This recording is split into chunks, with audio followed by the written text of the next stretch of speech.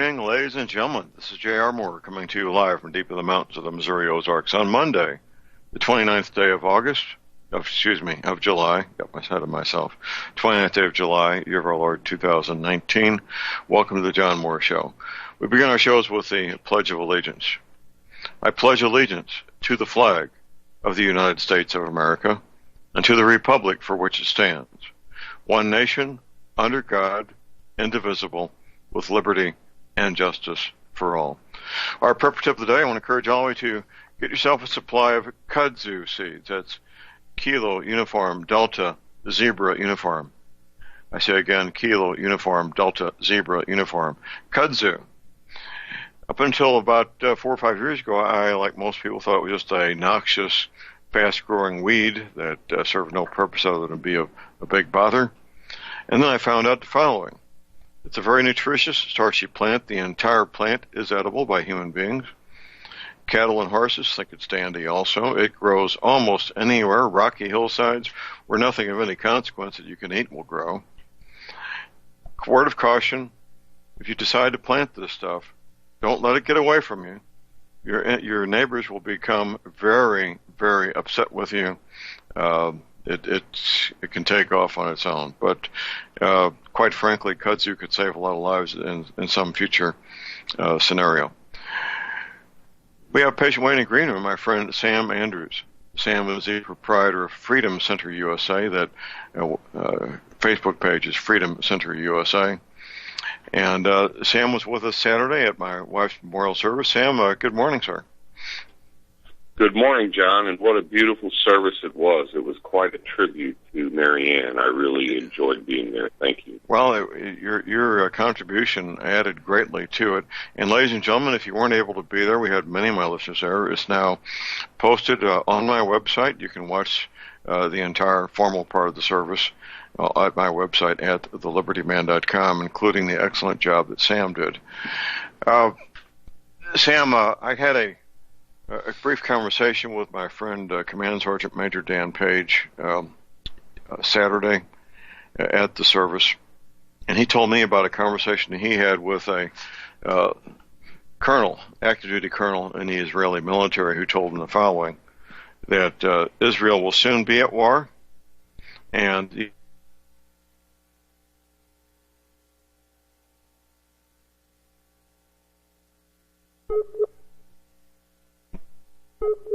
called Mossad, we will lose.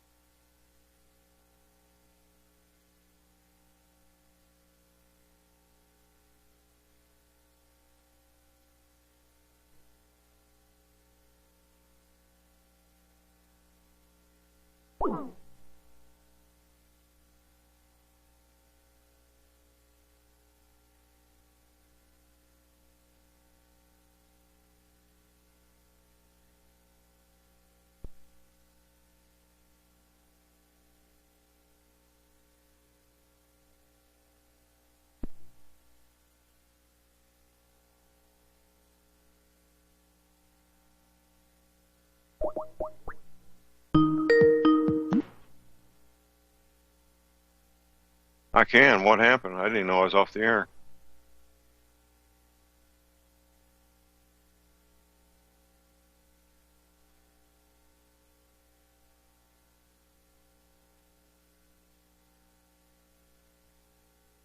Okay, Sam, are you there? Hello, Sam. Hello, Sam. Is anybody there? Can anybody hear me?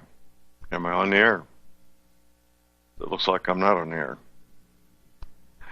Okay, well, I don't know what's going on. Looks like dead air. I am on the air. Okay, now I know I'm on the air. And Sam, are you there, sir? Okay. Looks like I'm off the air again. Got a note here that the call dropped. Sam, are you back, sir? Okay. Looks like we're having some technical difficulties, and that happens. It's the nature of live radio. We get used to everything working flawlessly, and then we get a day like this where things don't go the way they should be going. Well, Sam will call back in. He's pretty diligent. The storm has passed him. Sam, are you there, sir? Yeah, I can hear you now, John. My phone had dropped the connection like 4 times, so I lost. Okay. I lost your statement when you said I was speaking with Dan Page, Command Sergeant Major Page, and then you disappeared. So I missed. Okay. Well, we'll start fresh. Brief conversation with Command Sergeant Major Page. He said he recently spoke to a Israeli active duty colonel in the Israeli military. The Israeli colonel told him the following: that Israel will soon be at war. That's one matter, and that the United States will soon be at war itself, but not with external enemies, at least not initially, but with an internal conflict. Apparently the colonel didn't use the term civil war, but he used the term internal war, and that we, the United States, the good guys, would lose. And I find that to be consistent with information I'm getting from independent sources, independent of Command Sergeant Major Page, independent of the Israeli military. And do you have any follow-up on that, sir? Well, I can tell you this. Right now, there's a huge shakeup in the Intel Committee because of the Mueller report and the coup to try and unseat a duly elected president. Dan Coates is going to step down as the National Director of Intelligence. Trump tweeted about it just a day or two ago. And he's going to replace Dan Coates with a gentleman named Ratcliffe out of Texas. Okay? So John Lee Ratcliffe is going to be the new National Director of Intelligence. And I just want to tell you that this particular person, Ratcliffe, is considered one of the 3 most conservative people in Washington, D.C. as far as elected representatives slash senators. He is a real conservative, and thank God that Trump has finally realized that he can't have these deep state actors in key positions, and he's starting to replace them with good people. Well, it's kind of of course, I don't have a personal relationship with Donald Trump, but if I was in his position, I would be in a position of having to figure out who is a deep state operative and who has the interests of our country and our Constitution at heart. That can be somewhat hard to determine, can't it? Well, it can be. I think Trump's been a little slow in determining that. But, John Brennan, who ran the CIA for Obama, was deeply involved in this fake plot to create collusion with Russia and try and impeach the President of the United States. And it was a combination of Ratcliffe and Comey and Mueller and the Clinton administration and Weissman, all of these dirtbags at the FBI. I mean, it's disgusting. And if I were Trump, I would have cleaned house a lot sooner, I'll tell you that. Right. So this new Director of Intelligence, he's a United States congressman? He is. He's from Texas. He's actually just a fantastic conservative Christian man. He's the real deal. He's not a rhino. He's not a spineless Republican that won't do the right thing. He's a legitimate conservative Christian man, and boy, do we need him in the upcoming time that this country is about to go through. Absolutely. Well, Sam, this is Firearms Monday, and we usually talk about rifle, shotguns, pistols, ammunition, optics, and legislation on one hand. On the other, our current discussion right this moment, I'm looking as a way to help motivate men and women to take their ownership, usage, and training with rifles, shotguns, and pistols more seriously, and perhaps make it a higher priority rather than wait until the grass is cut, the car is polished, and they've watched the latest soccer game with the grandchildren. What do you think? Well, I think you're right on the money, John. I think people, if you're going to wake up, now's the time to do it. If you're gonna learn how to use a firearm, learn how to be part of the solution instead of part of the problem. Now's the time to get involved, to get educated, to get some practice time in. It doesn't have to take over your life.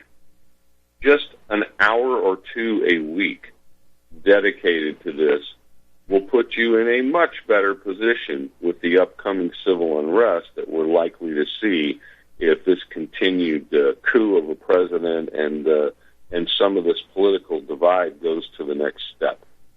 And right, I think it's very clear if you study the 5 phases of an insurgency, it's undeniable that in this country we are in the 4th phase. And never in history of planet Earth has a community or a country or a city been in the 4th phase of an insurgency and not gone headlong into the 5th. And I'll remind you that the 5th phase of an insurgency just happens to be basically civil war. Right. Well, Sam, Saturday we had several people in attendance at the service who are going to be at the pistol class, the concealed carry class. I'm teaching at your facility at Freedom Center USA this coming Saturday. Do you know off the top of your head how many students we have signed up? Oh, I would imagine that the number's probably approaching a dozen right now. I have to look at the list. Okay. Yeah, well, we still have room left. I'll take a class up to 20 if I have to. But how would a person sign up? They have to give you a phone call. What's that telephone number? Yeah, that's 417-718-2597. Okay. That's 417-718-2597 if you want to sign up for the concealed carry training I'm teaching this coming Saturday. What time of day have you been telling people the class gets started? 8 a.m. We're going to start at 8 a.m. Hopefully we'll be done before 5, and hopefully the weather will be kind to us. I could tell you this. We've got on Sunday the 18th at the Freedom Center, we've got a class that still has some spaces available for learning how to load ammunition, precision ammo for long-range rifles. So we have a class on Sunday, August 18th, starting at 2 p.m. It's a 4-hour class, and it's on loading ammunition for precision long-range rifles. And then the 24th and 25th of August, we have a long-range shooting class. I believe there are 2 slots still open in that. If you want to learn how to hit targets from 0 to 600 yards, this is the class you start with. And you learn all the fundamentals, and it's a great way to get started in long-range shooting. Now, we take a lunch break during my concealed carry class. Typically, I've been doing my classes for many years at places that have food on the premises. Obviously, you're not a restaurant, so people would have the option of bringing food with them, or is there somebody we could send out as a runner to a local place to pick up sandwiches? Is that a possibility? Yeah, we could get sandwiches. We're only 5 minutes from town, so, I mean, if you give people a half-hour break or an hour break, they can run into town and eat at one of 50 restaurants, or they can bring their own food and water and eat lunch there. We've got tables in the classroom and comfortable chairs and air conditioning, so it can be done either way. Okay, sounds good. We got a caller on hold. We got Fred in Wisconsin. Good morning, Fred. Good morning. Yes. You're on the air. Hello? Go ahead, Fred. No, go ahead. Yes, I want to make this real quick. About a week and a half ago, you were talking about a device like a set of earmuffs that would deaden the sound of a gunshot, but allow you to hear better than without them. Is that something that's available to the public, and if so, how much do they cost? Yeah, it's available to the public, Fred, and there's about 7 different companies that make them. And I've seen the cost as low as $55 and as high as $350. If you go with the Walker's Game Ear unit, sometimes you can find them on sale for $50 to $60. And if you go with, let's see, who makes the high-end units? Trying to think, the name escapes me. I'll think of it in a minute. But there's the military-grade versions where you can plug your comms in and a microphone in, and those units sell for between $275 and $375. Right. Well, in addition, is it anything I can buy directly from you, Sam? Sure, we stock them. We've probably got 15 of them on the wall at the Freedom Center. Can I get your phone number, sir? Yeah, it's 417-718-2597. Okay, I'll be calling you. I need to place an order. Thanks, Sam, for your time. Okay. No problem. Well, in addition, there's electronic earmuffs on Amazon for $20, brand new. And also on Amazon, they can't call them hearing aids because the Food and Drug Administration would have authority over them, but they call them sound amplifiers, I believe. They look like a hearing aid. And on the low end, for $10, you can get what looks like a hearing aid that will give you the hearing of a dog. But you don't want those if you're around guns. You really, really don't want those around gunfire. For about another $10, $20 to $30, you can get the upgrade ones, which shut down when there's gunfire or other really loud noises. A massive tactical advantage to have the hearing of a dog. Quite frankly, it really is. Here's our break. We'll be right back.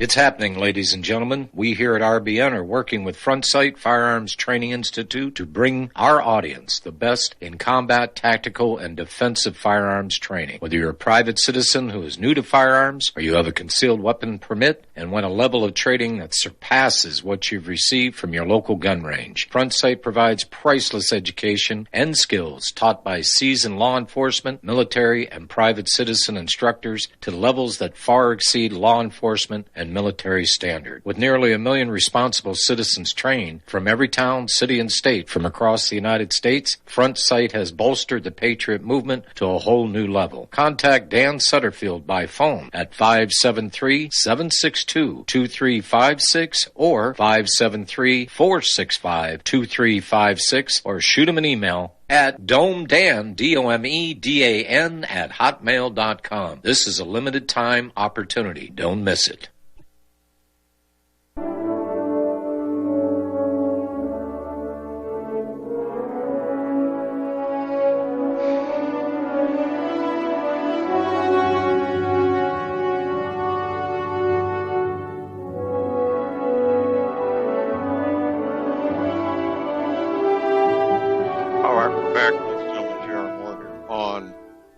It's Monday, the 29th of July. Visiting with Sam Andrews, proprietor of Freedom Center USA. The Facebook page is Freedom Center USA. Telephone number down there to call Sam, order product, or sign up for the concealed carry class that I'm teaching this coming Saturday is 417-718-2597. Sam, I look at electronic earmuffs and the small hearing amplifiers as a handy thing to have on the range. It makes range time a lot more civilized, where you can actually talk back and forth to the instructor and to each other. And, of course, a massive tactical advantage to have the hearing of a dog. That's any tactical advantage you can get, you certainly should take it, shouldn't you, sir? Oh, absolutely, and it's a low-cost, very effective way to enhance your situational awareness. And that's what we're really talking about, is in a tactical situation, you want to have situational awareness. Now, there are electronic muffs out there that are more expensive than others. I wear the Peltor, the military-grade units, but there's some very good units made for civilians that have 4 microphones on them, and it gives you stereo-like hearing where you can tell what direction the sound is coming from with these types of muffs that have literally 4 microphones on them. You put them on your head, and someone snaps their finger at 4 o'clock behind you, and you know right where that sound came from immediately. They're fantastic for situational awareness. So you'd have 4 mics, 2 front, 2 back. Would that be what's going on there? Yeah. You've got, I guess the front mics point out to like 130 on the right ear and out to about 1030 on the left ear, and then the opposite of that, 430 on the right side and 730 on the left side, and it's actually really effective. I actually have better situational awareness with that 4 microphone earmuff than I do with my high end 2 microphone Peltors. Amazing. Well, I had my electronic earmuffs with me when I was protecting the family home and during the Ferguson riots, because I understood and recognized the value of that. And luckily I didn't have to make use of them, but they were there and ready to go if and when I needed them. But these are the kind of things, now Fred is a good example. Fred sounds like a gun guy, a knowledgeable man, but he doesn't live in the world that you and I live in, and he's not expected to know what you and I know, and we don't expect our listeners to know what you and I know.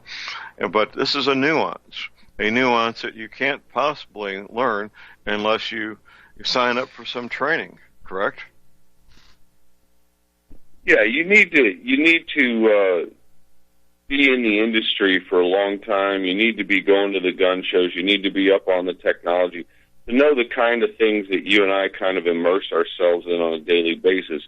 You almost have to be a professional in the industry because there's a lot of stuff out there. There's a lot of technology out there. There's a lot of things to know.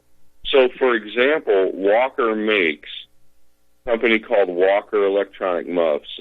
They make something called a quad muff, and it literally has 4 microphones on it, and gives you an incredible. And I think they retail for looks like $89. You can probably buy them for $79, or even less on Amazon, something like that. But that's a great choice to have 4 high-gain omnidirectional microphones and the sound suppression. It's a fantastic piece of equipment for the money and a huge advantage in a hunting or in a tactical situation. Well, people, civilians who are not part of the world that you and I live in, they don't even know the questions to ask. It's what you and I do professionally, the knowledge we have. There's a saying I've got on my website. It says the following: "Those who are unaware of being unaware." So you cannot ask about things you don't know even exist in the first place, can you? Yeah, that's true. You have to be. It has to be on your radar screen before you maybe question what's going on. And I would say that getting training, just being around professional shooters, professionals in the security industry, just being around them in a class, you'll probably learn things. Like if you take a concealed carry class, you'll probably pick up some information just by being there about tactics or equipment. You kind of see what the pros are using and how they use it. That's a great thing because it points you in a better direction. Absolutely. And people make assumptions that are not based on reality. The son of a friend of mine, he was probably about 21 years old at the time. I was visiting with, we got a break. Call number is 800-313-9443. We'll be right back.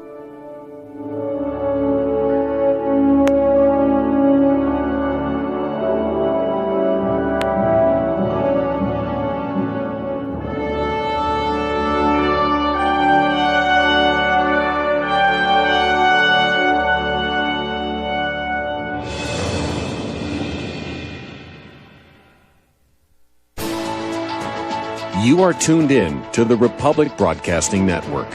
Visit our website by going to republicbroadcasting.org.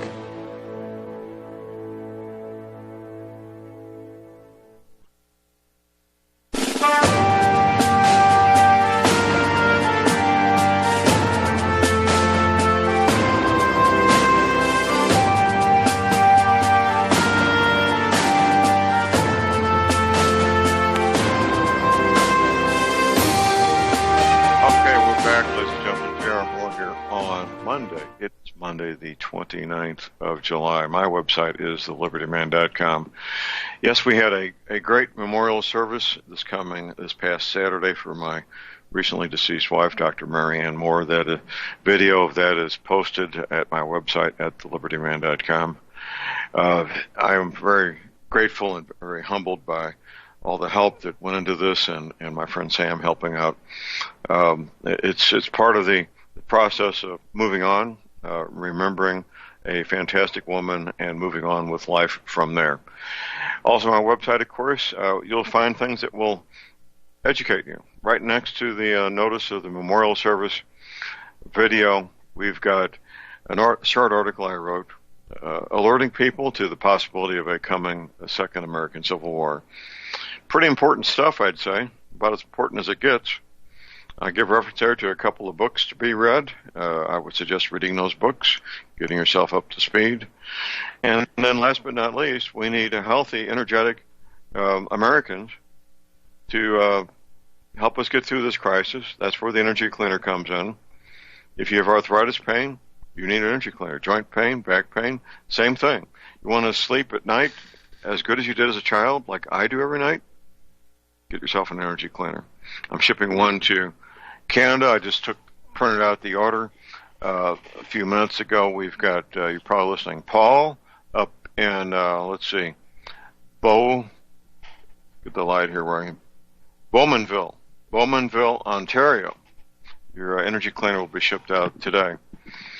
$285 shipping included to American zip codes. Paul's going to have to pay a bit more for the excess postage to Canada. Keep in mind, I offer a 90-day money-back guarantee. Plus, I have a toll-free our line. It's 800-592-9543. I say again, 800-592-9543. Got a question or comment? This is Firearms Monday, visiting with Sam Andrews, the proprietor of Freedom Center USA. The call-in number here at Republic Broadcasting is 800-313-9443. If you want to sign up for the concealed carry class or have a question, anything to do with rifles, shotguns, pistols, ammunition, optics, give Sam a call at the following telephone number. That's 417-718-2597. Sam, within our gun culture that you and I inhabit, there's many tales that are simply not true about rifles, shotguns, pistols, ammunition, optics, a lot of misinformation, disinformation, even among men and women who've been part of the gun culture for decades, aren't there? Yeah, there's a lot of bad information out there, particularly now since the Internet and YouTube allow just about anybody to have a voice that's easily viewed. Very true. Well, the way to get accurate information, the real deal, is to get some training down there at Freedom Center USA and rub elbows with men who've been doing this for decades in real life, not make-believe theories that people come up with. And there's nothing like being in the field to find out what works and what doesn't work, is there, sir? Yeah, I tell people, I've been saying this for decades, be careful who you choose as your experts, because there's a lot of people out there that set themselves up as experts. For example, a lot of people think that a law enforcement officer, if he's got 20 years in or 25 years in, is an expert with firearms and security. And that's typically not true. Unless a guy has been on SWAT for 20 years, unless he's been one of those officers that goes to the range every week, competes on the weekends, he's not going to be near as skilled with small arms as somebody who does that, who professionally shoots, or who's been out on a SEAL team or out on an A team.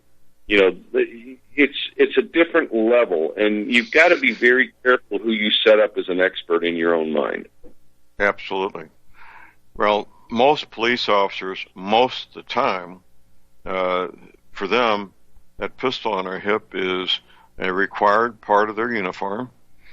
They only take it out of the pistol when they're required to go to annual or semi-annual training. They shoot it at that time and that time only. And quite frankly, other than that, they could care less about the pistol, other than it's just part of what they do, part of the uniform. And most police officers, most of the time, could spend a 20-year career and retire never having taken that pistol out of the holster except for training, correct?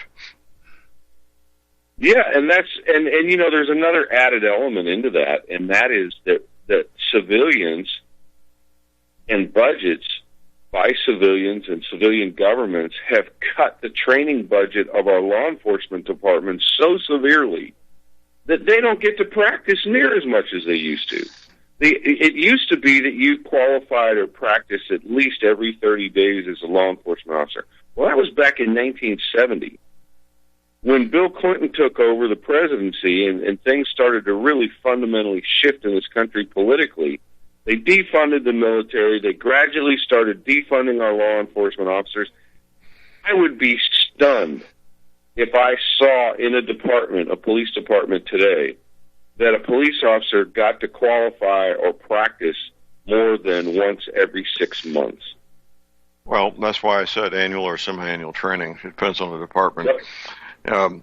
Well, that's a true statement. Obviously, it's a true statement. It doesn't take a whole lot of training on the part of a civilian to have skill sets that are equal to or greater than the average police officer, correct? No, it doesn't take much training at all. As a matter of fact, anyone with any talent at all can exceed the skill level of an average police officer in 1 or 2 training classes. Well, that's a sad but true statement. There was a story I've told on the air several times about a female FBI agent. This is not a clerk, but a sworn officer that carries a badge and a gun that I stood next to at a police pistol range. And I didn't know initially that she was an FBI agent, but I was observing her. We were sharing. We had 2-person shooting points, and at the time I was an NRA certified instructor, of course. So we go down and check our targets. It was a controlled range, and she's shooting up high left in the silhouette, low right, high right, low left, basically all over this target and hitting anywhere except the center. So I approached the range officer, who was a St. Louis County police officer, and identified myself. I said, I'm an NRA certified instructor. Do you think this young lady would mind if I offered some coaching? And he kind of whispered to me, and he says, John, I don't think so. She's an FBI agent. So I just let her go, and and that was a response I had when I was talking to 2 other agents a number of years later. They were talking between themselves, attempting to identify this young woman and who she was.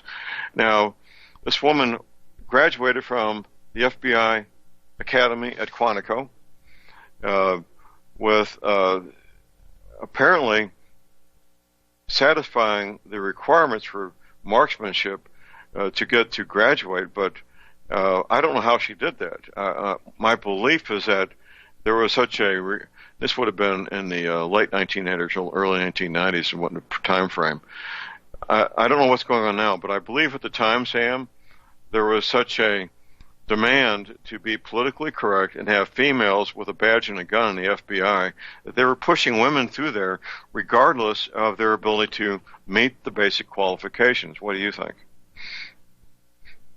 Well, I know if your government will falsely push females through the Tomcat pilot training program, what would prevent them from pushing females through a program where they didn't legitimately achieve the objective criteria of the program? It wouldn't surprise me at all. Well, I've heard the stories about the female pilots in these jet fighters and attempting to land on aircraft carriers, and there's a lot of cover up going on there. We've got a caller on hold here. We got Alan in Indiana. Good morning, Alan. Yes, can you hear me? Go ahead. Yeah, Sam had mentioned synthetic oil for firearms. I picked a 20-weight synthetic oil up, and I used it for actually dissolving rust. John, you said you were going to get a rusty European car. Possibly. Yes. I've soaked rusty items in 20-weight synthetic oil, and after about 2 days, it would actually penetrate the rust, soften it, and I was able to take the nuts and bolts apart. Outstanding. Yeah. Which synthetic oil did you use, sir? It was just a friend of mine is a high-performance mechanic, and he said basically you could mix them all. Okay. And I picked it up accidentally at a bargain store. Okay. And he had mentioned that synthetic oil, if you put it in an older car, it'll seep through the gaskets and make the car smoke. And that's where I thought. Older automobiles should not use, depends on the age and the wear on the engine. But I'm an AMSOIL dealer myself, and we really don't recommend synthetic oil in the really old, pretty much wore-out engines, because that's exactly what will happen. Yeah, that's where I thought it would dissolve rust, and it does.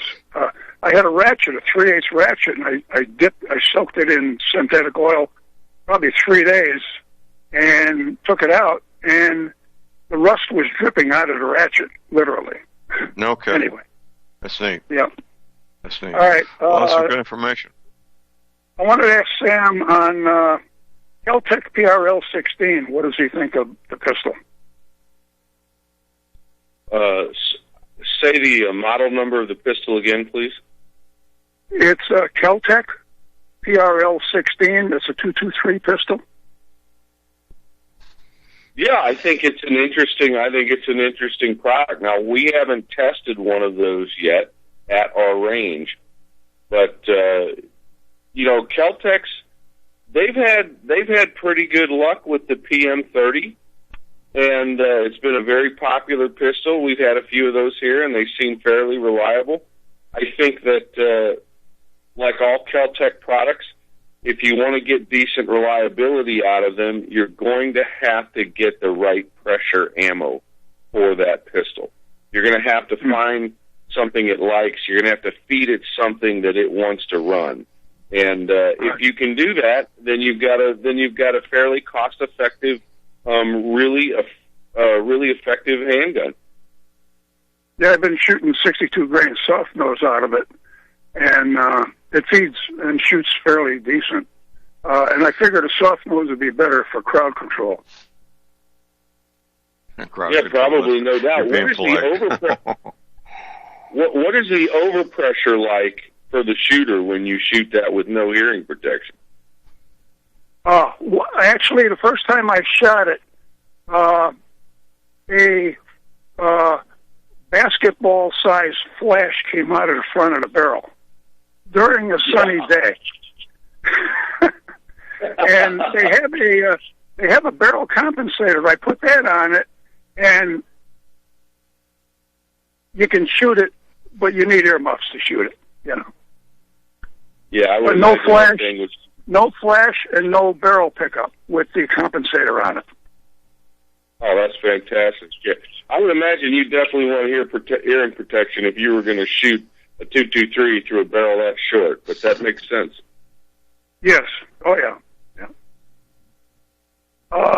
Another thing I was wondering, I've been practicing shooting sideways to the target, standing sideways, and on YouTube, one fellow mentioned that if you stand sideways, you make a smaller target in a gunfight.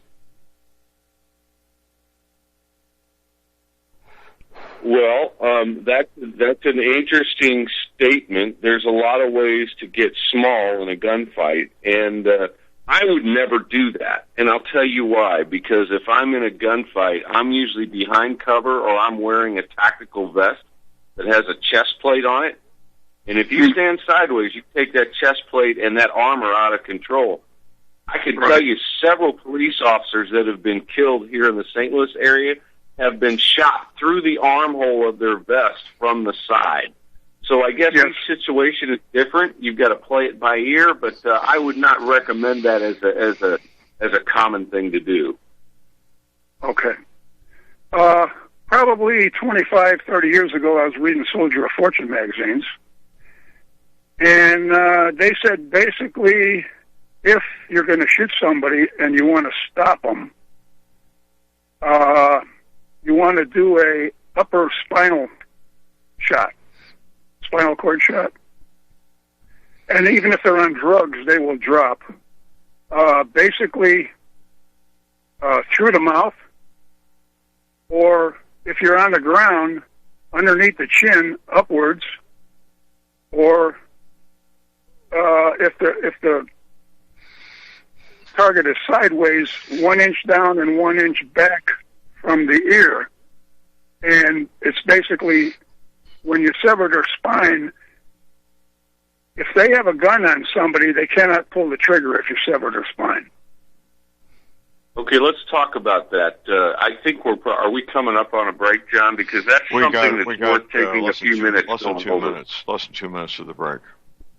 Yeah, so a lot of these situations, it depends on what type of firearm you've got, and so with a SWAT team, if we're in a hostage situation and the perpetrator has a weapon system in their hands and they're holding someone hostage, when we train snipers, we train them that you have to get a round that is supersonic in velocity into the cranial vault.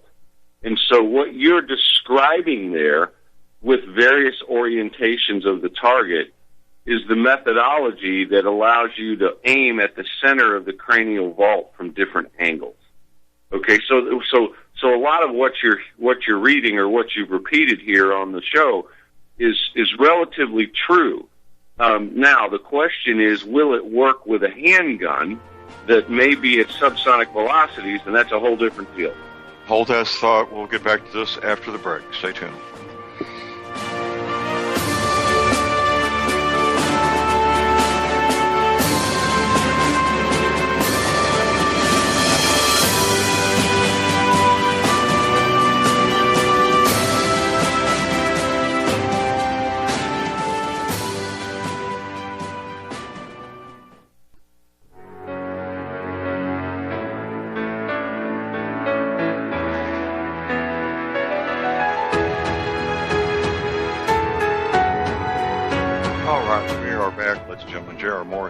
Monday, the 29th of July, visiting with Sam Andrews, the proprietor of Freedom Center USA. The Facebook page is Freedom Center USA. Telephone number down there in beautiful Lebanon, Missouri, where I'll be teaching a concealed carry class this coming Saturday. It's 417-718-2597. Sam, you were doing a discourse on how to take out a criminal and prevent him, hopefully, from harm hostage. And we, at the break, we were talking about the effectiveness or lack thereof of a pistol in attempting to do that, sir. Yeah, let's talk a little bit about that. So when you're in a hostage situation, or you have someone that you know that's being held hostage, and the person holding them hostage has a firearm and has their finger on the trigger, maybe they have a dead man switch in their mouth like a clothespin with electrical contacts. I mean, there's so many different scenarios that a lot of thought and a lot of procedures have been developed over the years for hostage rescue teams to deal with these various scenarios. And one of the critical elements that you have to understand is that you cannot shoot someone in the head with a pistol round and expect them to not have a sympathetic trigger reaction or a reflexive trigger reaction where they could possibly pull the trigger and kill a hostage. The only way to instantly disable that trigger pulling possibility is to get a supersonic projectile into the cranial vault area. And what that does is the brain has so much fluid in it that it sends a hydraulic shock wave through the brain in a matter of milliseconds. And before the muscles can reflexively react and pull the trigger, that shock wave disables the whole system. Now, shooting someone in the spine, not in the cranial vault, your chances of getting a perfect disconnect are extremely small. And so depending on the situation, depending on if there's hostages or not, you've got to be extremely highly trained and have practiced this and have extraordinarily accurate weapons, because in the real world, these perps are not holding perfectly still waiting for you to shoot them an inch behind the ear. You've got to know how to shoot a moving target and put a bullet an inch behind the ear, and that's a lot tougher order to fill. Yeah, I understand that. And I was one other thing I was going to mention was that PRL-16 is a piston-driven 223. You're talking about the Keltec weapon? Yes. Yeah, and the piston-driven 223 is a good thing because that keeps the action from getting dirty, where a gas impingement gun will blow more burnt powder and residue into the rotary bolt system and into the action itself. And that piston operation is a great thing. There's absolutely nothing wrong with that for anything 400 yards and closer.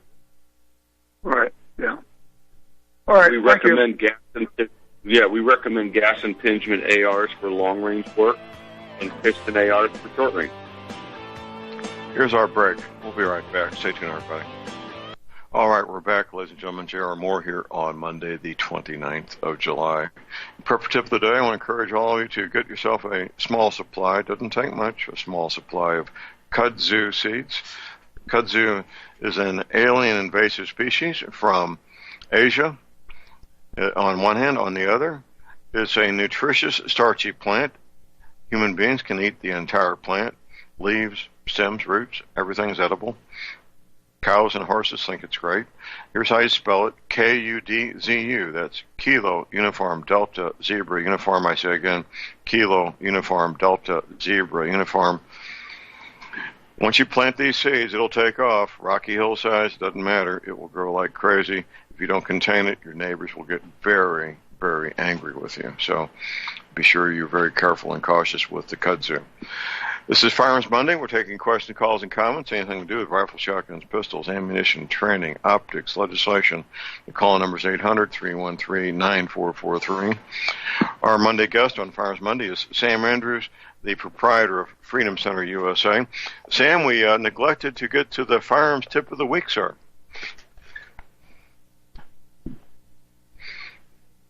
My tip of the week this week is about dry firing. The top shooters in the world pull the trigger on a firearm 50 times for every live round they shoot. And learn to dry fire practice safely. In other words, remove any and all ammo from the area that you're dry fire practicing. Get a box filled with old phone books, newspapers, paper of any kind that's probably 2 feet deep. And when you dry fire practice, use snap caps to protect your firing pin mechanism. And get to dry firing on a regular basis. That's the one thing that will improve the accuracy of your shooting the fastest and cost the least. Okay, now, how would one safely dry fire a rimfire, a 22 long rifle, 22 mag? Well, what you would do is you would take all of the live ammo that you have and make sure it's not in the room that you're dry firing practice. That's number one. Then you need to clear the weapon, check it 3 times. Then you can take a spent shell casing and place it in the gun and dry fire practice with a spent shell casing in the gun, and make sure you're pointed at something ballistic that can absorb energy if you somehow brain fart and make a mistake. Now, now for those who don't know, 22 long rifle, 22 Magnum is a rimfire, and if you don't have the spent shell casing in there, it will cause damage. Is that correct? On some firearm designs, it will. That's true. Okay. Now that's not all designs, but it depends on what type of firearm you have. It's always better to be safe than sorry. Absolutely. Now, there is a mark left, a depression on the shell casing every time it's struck by the firing pin. Does that matter that it's been struck? Can it be struck over and over again and still provide the same safety? Well, what we generally do is just rotate the casing or put a new casing in. Okay. After firing the weapon, you're gonna want to cycle it because you got to cock the trigger mechanism anyway. That's a good time to either put a different casing in or rotate the one you have.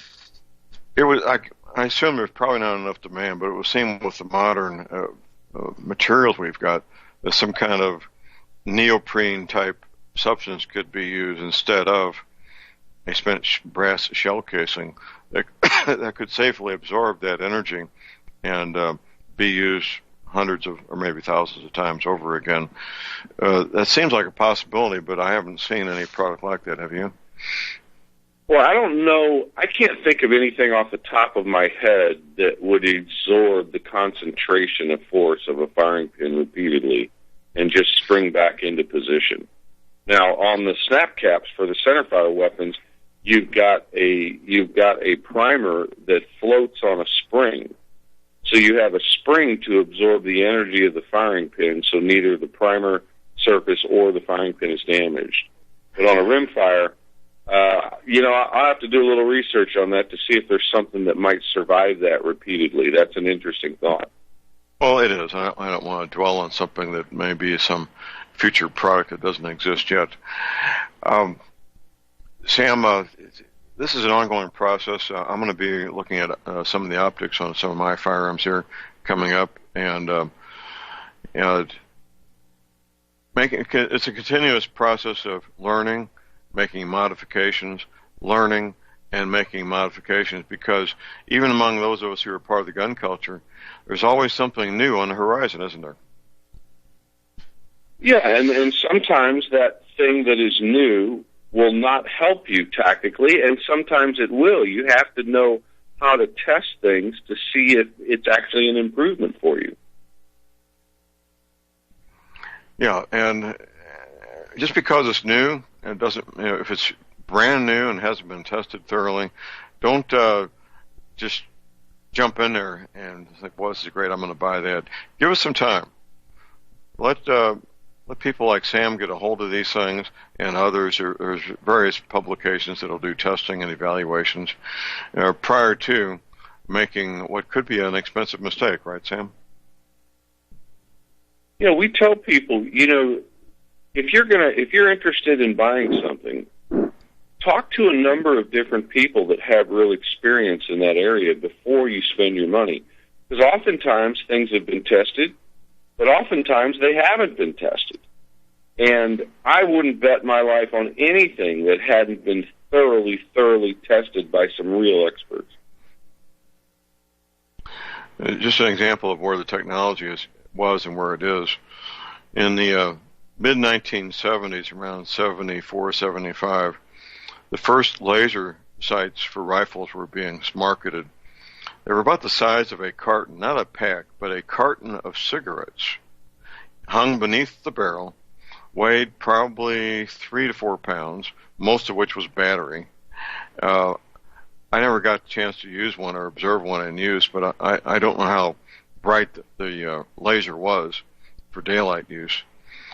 But now we have usable laser optics, laser sights that are quite small. Maybe I'm not sure. Maybe less than a quarter inch in diameter, and maybe less than an inch long. Correct? Yeah, we do. We have very compact lasers now that can be mounted to various types of handguns and rifles. And I'm not a huge fan of lasers because they're slow in a fight relative to other methods. But lasers are a great thing for somebody who's too old to see the sights on their handgun because they're farsighted. They're a great thing to dry fire practice with because you can set the laser dot on the center of the target and you can watch the laser dot move when you pull the trigger in dry fire practice. So it teaches you how to keep the weapon system pointed at the target when you're practicing. It's a great tool, but for tactical use, I don't personally use it. All right, I don't care for them myself. And at night, of course, lasers work both ways, don't they? Yeah, they light you up like a tracer round. People can see exactly where you are if there's any moisture at all in the air. Well, and here in the Midwest, that's not going to be an issue. Maybe in Arizona it won't be, but so there's always frequently there's a caveat about using some of these high-tech items. In my classes, I do address this, and men are frequently more drawn to electronic gadgets than women. That's been my experience, and I make the following statement in my class. I said, ladies, if it's time for your husband's birthday, you know, if you go to the hardware store and buys anything that takes a battery at the hardware store, your husband's probably going to like it. And the women are all smiling and nodding their heads because that's the way us men are made.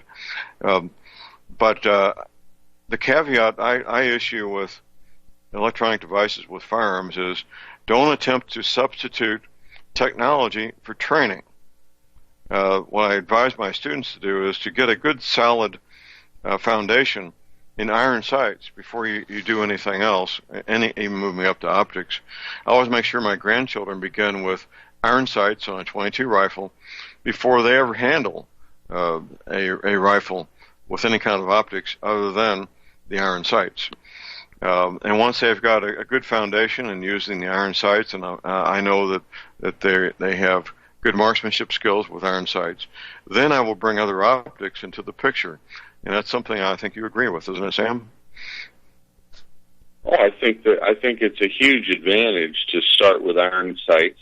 Now, keep in mind that iron sights don't work at night, and the vast majority of defensive situations occur in the dark. And so what people really need is the ability to sight at night in the dark.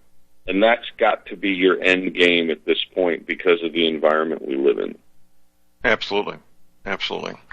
So the group order for the thermal imaging scopes, optics, what's the status of that, sir? We're ordering them this week on Friday. Okay. Well, if you want to have all the checked in. If you want in, you got to give me a check before Wednesday, or I say before Thursday. By Wednesday, I've got to have a check if you want to order a thermal sight, because I am going to place the order on Friday of this week. Okay. Well, overnight mail can get a check anywhere in the country overnight, obviously. Is a credit card acceptable? No, we don't have the ability to take credit cards right now. You're going to have to send me a money order. And you're also going to have to sign an ITAR form. We'll have to have that before I can ship you your sight. That's an international trafficking of arms regulation. You've got to sign an agreement that says you're aware of the ITAR regulations, which basically means you cannot take it out of the country without permission, and you cannot give the sight to the control of a foreigner inside our country. And it's because of the level of technology and the fact that we want to keep that close to the vest here in the United States. Right. Well, when we were planning our training operation to Ukraine, we discussed ITAR, and it took about 3 minutes to conclude, no, we're not taking anything. Anything we need is going to be over there. So, but ITAR was part of that conversation, and it's a serious matter, and it needs to be taken seriously, doesn't it? Well, if you care about your fellow citizens, you'll take the law seriously, because, you know, a lot of gun laws are unconstitutional, and they're really impingements on freedom. But the ITAR regulations affect what you do when you interact with foreigners. And if you want to protect your country and your fellow citizens and your family members from foreign attack, you don't want them having technology that gives them an advantage in a fight. And I think they're valid, I think they're important, and I think they absolutely should be respected at all costs. I agree, absolutely. I would really not have to want to live with the thought that I brought something overseas that in turn could be used against United States citizens anywhere on the planet. Well, getting back to Freedom Center USA, has ground been broke for that 100-foot plus tower yet? Not yet. We're repairing the tarp damage that's been happening from the storms. That's been on the agenda this past few weeks. We've had our cover of the firing line was destroyed by 100-mile-an-hour plus winds, and so we're working on that at the moment. Well, that's 100 miles an hour. That sounds like it's 100-mile-an-hour straight line winds. My goodness. Yeah. Well, there aren't many tarps I know that can survive that, even the heavy vinyl ones the truckers use. Well, God bless you for having to deal with that. And then the tower will get started after all the overhead covers are fixed. Well, I'm hoping September, October we can get after that. I really don't want to do that project in the heat. I'd prefer not to. It'd be nice if it were under 98 degrees and 70% humidity you start mixing that kind of concrete and doing that kind of construction. I enjoy doing that in the fall, not in the middle of summer, that's for sure. Right. It's these Midwest summers, for those who've never been in a Midwest summer, high heat, high humidity, and I don't care if you're a 20-year-old athlete, it will just suck the energy right out of you, won't it? Yeah, it sure will. And this is the time when people want to shoot. We don't want to make the firing line a construction site.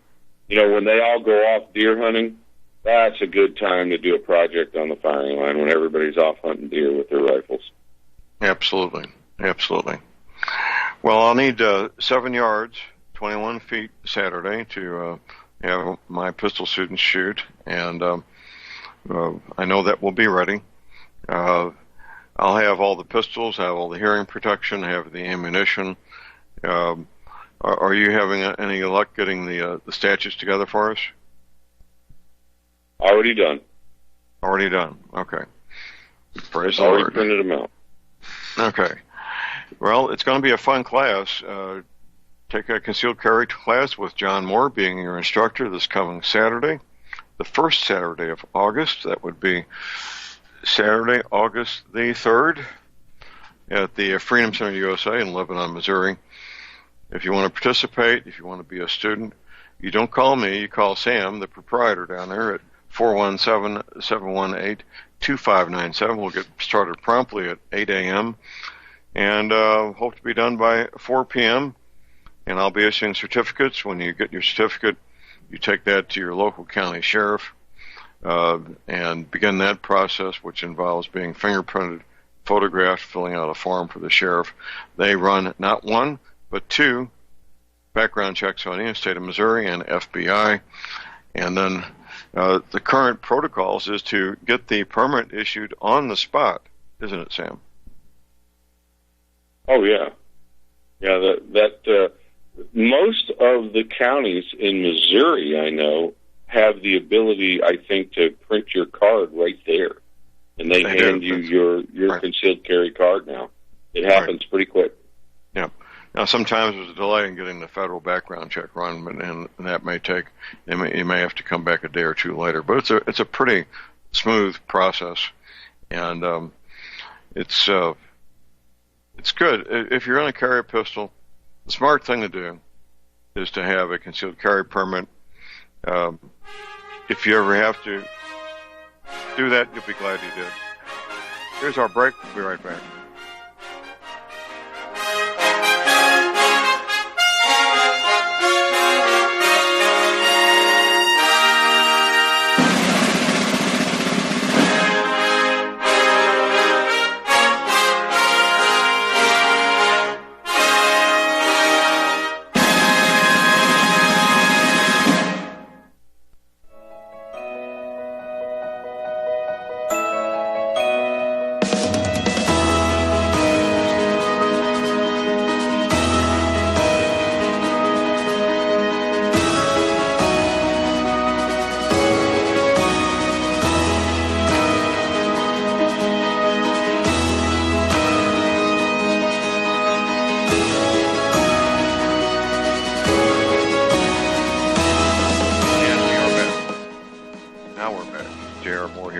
Monday, the 29th of July.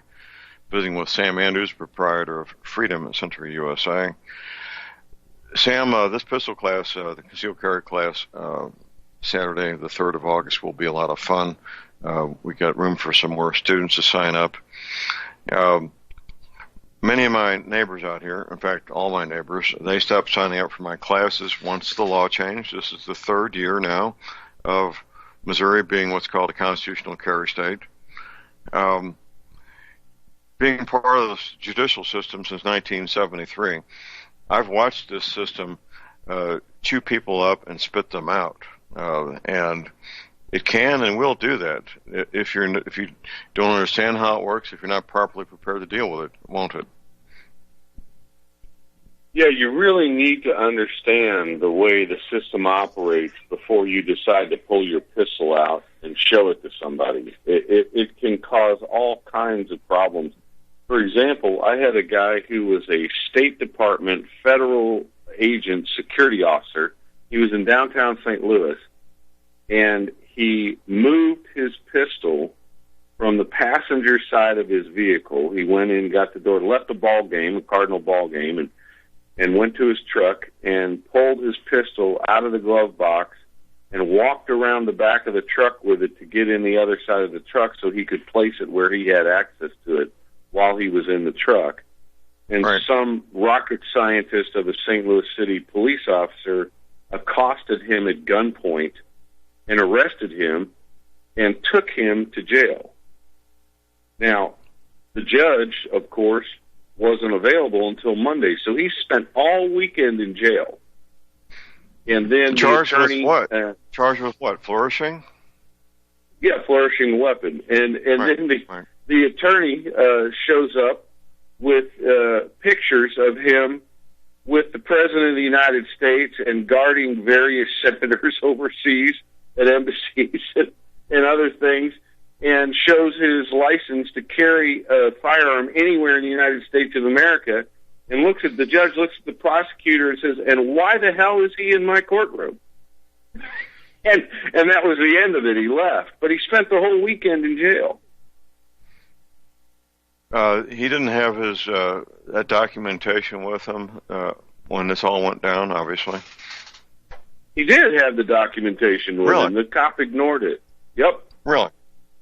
Well, the shifts, I don't know, the police officer sounds young and inexperienced, but the watch commander or somebody at a higher level should have been notified, I would hope, of what was going on. That's wrong on the face of it. I imagine the arresting officer was probably on the force maybe a year or two at the most. And the arresting officer was in an unmarked car and was a detective, John. And this is the problem. You have to realize that the average police officer doesn't give I don't even want to say it, doesn't give a darn about the law. Right. They do what they want to do, and then they let the lawyer sort it out later. And that's the world we live in now. And so you want to be really, really careful about understanding the environment that you're operating in when you carry a firearm. Well, that's wrong on the face of it. It should not have happened, obviously, and that the man who was arrested deserved a written apology from the chief of police and the mayor for what went down. That's just wrong on the face of it, and should not have happened. But that goes back to having a concealed carry permit. The smart thing to do is to have your concealed carry permit. It's the wise thing to do. It's a smart thing to do. And if you're in public with a firearm in your possession, it just needs to happen, doesn't it, Sam? Well, and here's the thing: a lot of Missouri residents don't understand is that in some of our cities, they have anti-open carry ordinances. And if you don't have a concealed carry permit in Missouri, there are certain cities that you cannot open carry in based on the law. And so having a concealed carry permit protects you from these officers that either don't care about the law or don't understand the law. And it's just to your advantage to go through the training and understand the use of force and the intricacies of the law, because these people don't make it simple. our legislators have so convoluted our laws and codes that you're much better off to just be on the safe side and have that protection. I think of a concealed carry permit like a little insurance card from harassment. Well, that's a good way to look at it. I like that. That's a good way to look at it. Now, initially, when concealed carry came into being, many officers were fearful of men and women who had a concealed carry permit and were carrying a pistol. The fear was not based on anything real. It was based on lack of knowledge and ignorance, because men and women who have a concealed carry permit have gone through not one but two criminal background checks, state and federal, which should and now does, for the most part, give officers peace of mind knowing they're dealing with somebody who's a good guy, who's gone through two police background checks, federal and local, or state, I should say. And it's changed dramatically over the years in that regard, hasn't it? Well, when concealed carry was first being considered in Florida and other places, everybody did the Chicken Little thing. The sky is falling. We're going to have bloodshed in the streets. We'll have war on our highways. All of these false pontifications came forward. Not a bit of it has turned out to be true. Right. None of it's turned out to be true. And the false narratives continue to be repeated, such as continuing to call Donald Trump a racist. Here's a break. We'll be right back.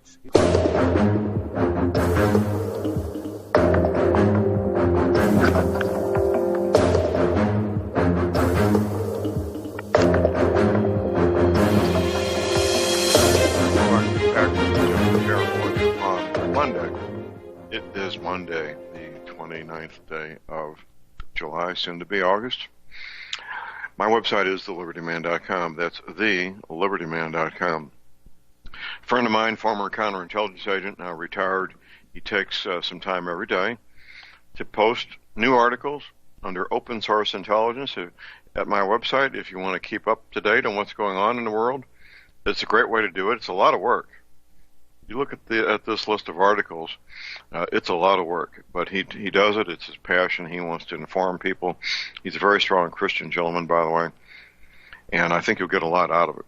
Also, my website, of course, we need healthy Americans. We need healthy, pain-free Americans who get a great night's sleep every night to help us with what's coming at us. It's important right now, but once things get really rolling, it's going to be really important once you're suffering some sleep deprivation to have access to an energy cleaner. I've made sure that my team members will have access to energy cleaners here at my place. You can also, really, you can. $285 shipping included to American zip codes. The mattress pads that go with it, they do vary in price. The twin size, full, queen, king, California king, now back in stock. They sold out of the California king for 4 or 5 months. Keep in mind, I offer a 90-day money-back guarantee. And just check it out at my website. You can place your order using PayPal. PayPal's great. You don't give up your credit card information. It's very secure. MasterCard, Visa, you can send me a check or a money order. You can call my toll-free order line 24 hours a day. Here it is, 800-592-9543. I say again, 800-592-9543. Visiting with Sam Andrews, the proprietor of Freedom Center USA. If you got a question for Sam, give us a call at 800-313-9443. If you'd like Sam to help you with your firearm project, just give him a call directly at 417-718-2597. Sam, we got a caller in hold here. We got Kyle in Montana. Good morning, Kyle. Good morning, gentlemen. I had a couple of quick questions. On your the night optics that you're fixing to order, I heard everything except how much they're costing. Okay, so in the thermal technology, there's basically 4 different levels you can buy in at, and the 2 elements are resolution and clock speed. And let's talk briefly about that. So you can buy something that's 240 by 320 resolution with a 30 hertz clock speed. That's the lowest end. And the highest end is 640 by 480, which is 4 times the resolution of the one I just mentioned, That's the high end, and a 60 hertz clock speed. Now, I would highly recommend that you never buy a thermal of the lower pixel resolution because the 640 by 480s are dramatically better and more effective. Now the question comes down to clock speed. Do you want 30 hertz or 60 hertz? The difference is with a 30 hertz clock speed, you cannot shoot moving targets. It doesn't update fast enough to shoot movers.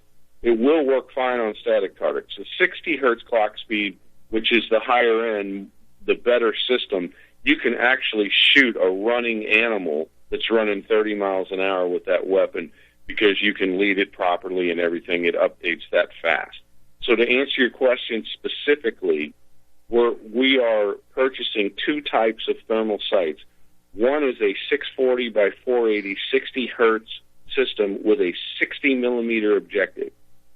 And that retails for $9,000. We're getting them for right at $8,200, saving you $800 bucks. The second system is a 640 by 480 engine, 60 hertz clock speed with a 35 millimeter objective, not a 60, but a 35. It's good to about 400 or 500 meters. And that particular system, it retails for $7,500, and we're getting them for about $6,800. Okay. All right. That answers that question. Next, the other question I had for you, and I was just curious about this. What do you personally think of somebody that reloads like 9 millimeter in using wheel weight lead cast bullets for the 9 millimeter? I've heard both positive and negative. I've seen some that almost doubled in size, hitting sand, which would be, excellent, I would think. And just curious what your thoughts were on that. Well, the devil's always in the details, okay? So when you get to supersonic velocities, cast bullets don't work as well. But it also depends on how much antimony you've alloyed into the lead. So the more, if you're 4% antimony, you've got a very hard projectile. If you're 0.5% antimony and 99.5% lead, you have a very soft projectile. Now, the other thing that you have to consider is what type of land and groove configuration do you have? Are you leaving a ton of lead residue in the barrel? And all of these things are related to pressure and velocity. So the higher you go in velocity, the better barrel design you need, and the more antimony you need to alloy into your projectile. Okay, and it can be a real time saver, but you have to know how to work with lead so you don't wind up poisoning yourself. You got to be careful. I mean, there's a lot to know. The devil's in the details. Correct, but so if you could, because I know I've done this before, not necessarily just wheel weight lead. You know what I mean, and just using it for plinking and things like that, and I've got all the stuff for it, especially for like a 4570 is what I really enjoyed shooting wheel weight lead and stuff out of. It worked really well.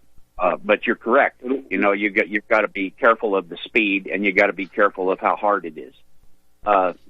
So my question is, though, with a 9 millimeter, if you're pushing it, say at 1,300 feet per second, just for giggles, and you've got a decent set of lands and grooves in your, say, 3-inch barrel pistol, what do you think in terms of stopping power? I mean, any projectile, if you get hit 1,300 feet per second, even if it's a 100-grain bullet, it's going to do some damage. But as far as its ability to do any kind of a one-shot stop, which I know you should never count on, but at the same time, just for curiosity, the ability of it to do a one-shot stop, what do you think about that? Well, I would much prefer a 100-grain projectile moving 1,300 feet per second out of a 9 millimeter in a cast bullet scenario. I would much prefer that in a defensive situation over a 147-grain jacketed subsonic 9 millimeter, because the extra velocity ups the energy level, but more importantly, it creates a much larger shock wave through the body of the perp, and you have a better chance of hitting a central nervous system area and slowing the person down, if not stopping them. Excellent. I knew you'd have a good explanation. I appreciate that. It's too bad I'm so far away from you. I'd love to sit down and have coffee with you somewhere. That would have been fun. Well, my wife's from Sheridan, Wyoming, and we travel north occasionally. Maybe one day we can get together in Montana and shoot a little bit. That would be great. I would enjoy that greatly. Yeah. All right. Well, thank you, John. Appreciate it. Great program. Well, I love Mondays. Well, we got a lot of followers on Mondays. Yes, sir. Thank you for the call. The call number is 800-313-9443. We're building quite a base of listeners here, Sam, you and I, on Firearms Monday, drawing a lot of people to this show, and that's a good thing. We're getting a lot of good information out here, and your training center, your Facebook page is Freedom Center USA. You're always adding new things to what you do down there, you and your fellow instructors, to help make it a world-class training facility, aren't you, sir? Yeah, and right now we're in negotiations with Brandon Rapola, who's a MARSOC Marine and one of the best CQB battle instructors on the planet. This guy has been in multiple firefights in the real world, and he's high speed, he's a great communicator, and he's a wonderful teacher, and we're trying to set him up for September now to come in and do a class on handguns and carbine defensive work, and I hope we get that done because he's just a blessing to have as an instructor. What a talented guy.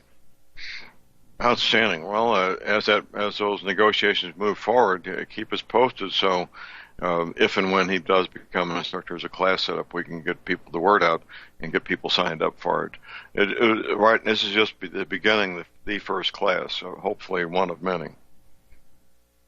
Well, we've been trying to get him in here for a year, and because he's so good at what he does, and he's been busy, and I've been busy, and the two dates that he had scheduled, we had long-range training scheduled last year, and then he got down to Las Vegas and got tied in with a big project, and he's just now getting to the point where we can break him free and get him out here to do some training. Well, good. I hope it works out and we can get him down there. That would be great. If I'm available, I'd like to be there too and meet him and maybe participate in the training myself. I could certainly use some upgrades in my training myself. That would be wonderful. Well, he's the kind of instructor that when he comes in, I take the class too, because I just love going through the creative scenarios and the things that he does. Good. He's no longer in the Marine Corps? No, he's retired from the Marine Corps now. He has several businesses, but boy, what a excellent firearms instructor he is. He's one of the best I've ever met in my life. Well, good, and that's what you do. You learn how to identify who the best instructors are, and then work on getting there, don't you? Yeah, that's the goal at the Freedom Center: is to bring the best, most skilled trainers in the world to this location, where people can meet in a central part of the United States and just get the top class training available. That's right, and get more details there at the Facebook page, Freedom Center USA Facebook page. And tell us what some of the plans are that are up and coming for Freedom Center, if you would, please. Well, we're finalizing the design of what we call the North Meadow. You know, we're a 205-acre facility, and so we've got a lot of land. The 1,000-yard range only takes up 17 acres, if that puts things in perspective for you. So we're working now on the final design of the North Meadow facility, which will be 7 handgun and carbine ranges side by side, and in the very north edge will be another 300-yard rifle range. And then after that gets completed, then we'll be working on the shoot houses that are in the South Meadow, which are south of the 1,000-yard range. The 1,000-yard range splits the property running east and west. And then we've got areas in the north to develop, we've got areas in the south to develop, and so the shoot houses are second on the list. So we've got the tower, the handgun ranges, then the shoot houses, then the driving facility, which will be in the northwest corner of the facility, where we'll be able to teach people how to shoot from vehicles and how to shoot at moving vehicles. Oh, I've done some training shooting from moving vehicles, and that is not easy. On TV and movie shows make it look like it's no big deal, but it is a big deal, isn't it? That is a very specialized skill, and it takes a lot of training and practice to be really good at it. That's right. That's right. Yeah, I would say continuous practice, because that's a very perishable skill. Yeah, we've got the other thing we've got on the list I didn't mention is the construction of the helicopter pad. We're going to do a weekly class for law enforcement SWAT teams that will allow you to go up in a helicopter and practice shooting at a moving semi. And the facilities for that is in construction right now. We're working on that as we speak.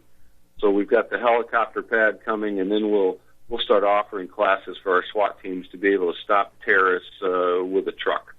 And that's a great skill to have, to be able to shoot a moving vehicle from a helicopter. Well, it is. It is. It's a very rare skill, and getting the training to do that is extraordinary and very hard to get. Now, our listeners could sign up for that class? That would be a law enforcement class, but if we had a group of civilians that wanted to shoot their 50 cals from a helicopter, we would certainly do that for them. Okay. That would be an expensive class for a civilian. but if you want to shoot your rifle from a helicopter, and you've got 4 of your friends that want to do that as well, and you want to fund the project, we'll absolutely make the class happen for you. Sounds like a plan. Sounds like a plan. Yeah, I'm one of these guys that believes civilians should have the right to every type of training and skill that law enforcement has as well. That shouldn't be compartmented just for law enforcement officers. So it's just that you don't have the demand. The average civilian isn't flying around in a helicopter to stop a terrorist. But if the demand was there, we would certainly meet it. Hardly. No, that's quite extraordinary. Now, how long would this helicopter ride last? What 10 minutes or so? Usually you go up on an 8-minute hop. So you'll jump off the deck and you'll go disappear from the area, go about half a mile to a mile out, and then come in and make a run on the range and take your shots. And you'll normally take 3 passes. So it's 8 to 10 minute hop, and then you're back on the ground, and you're discussing, reviewing your impacts on the target, that type of thing. Sounds good. But the routine training is what most people participate in most of the time, isn't it? Yeah, you need to get the handgun and the M4 AR AK, the CQB training. You need to get that, and if you're comfortable in that arena and you've got your basic skill set there, then it doesn't hurt to learn how to have some standoff capability and start getting into the longer range precision stuff. Well, the long range precision stuff is a lot more practical, isn't it? Well, it's certainly a lot safer if you're engaged in a conflict. If you can shoot the enemy from a distance that they can't make hits at, you're in a lot safer situation than the other way around. Absolutely. Could not agree more. Well, if you've got a question or comment, we got time for a call here. We got our last break coming up. Call number is 800-313-9443. And when students walk in the door, you make an assumption they know nothing, don't you? Yes. Here's our break. We'll be right back.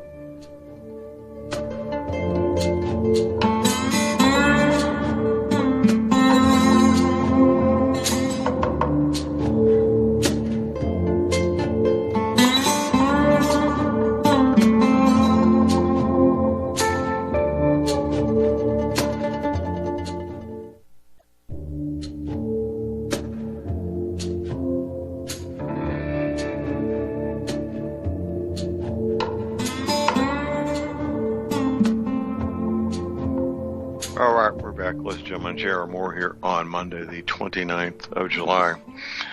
Well, Sam, these 2 hours have flown by here. We've got about 3 minutes to get the word out that we need to get out to these folks. So, have at it. Well, I saw some things this week that really, really disturbed me. In Greenville County, okay, I'm trying to find the state. I believe it was South Carolina. There was a man injured in his own home. A deputy shot through the small window by his front door and hit him with a bullet in his own home. Now, there was a call for service, an automated call when one of the devices that older people carry that you can call 911 and get a response to your home. Right. There was an inadvertent call out, and a police officer responded. And when he saw the homeowner walking towards the door with a handgun on his hip, I think he fired through the window of the door and shot the man. And it was a bad shoot. It was incredibly unprofessional and poorly done. And people, you've just got to be really, really careful when someone comes to your door, even if it's the police. You got to be conscious of what you look like to them, what they're seeing, what you're seeing. Just a very, very difficult situation. I have a feeling this department's going to pay out millions in a lawsuit. Well, they should. They should. The responsibility of using deadly force is incredible. And once that bullet's out the end of the barrel, you can't call it back, can you? No, and we've gotten away, both in the police culture and in the culture of America. Somehow, some people feel like you're not responsible for the bullets you've discharged from the weapon in your hand. That's a lie. Don't believe it. You are morally and forever accountable for every projectile that comes out of a firearm that's in your hands. And you can't blame anyone else. If you pull the trigger, it's on you 100%. And unfortunately, a lot of our police don't feel that way. The department lied about the whole thing. They got caught lying in this situation. It's just an ugly scenario. But it circumvents that principle of individual responsibility. And if you don't believe in that principle of individual responsibility, don't own a firearm. Do us all a favor. Absolutely.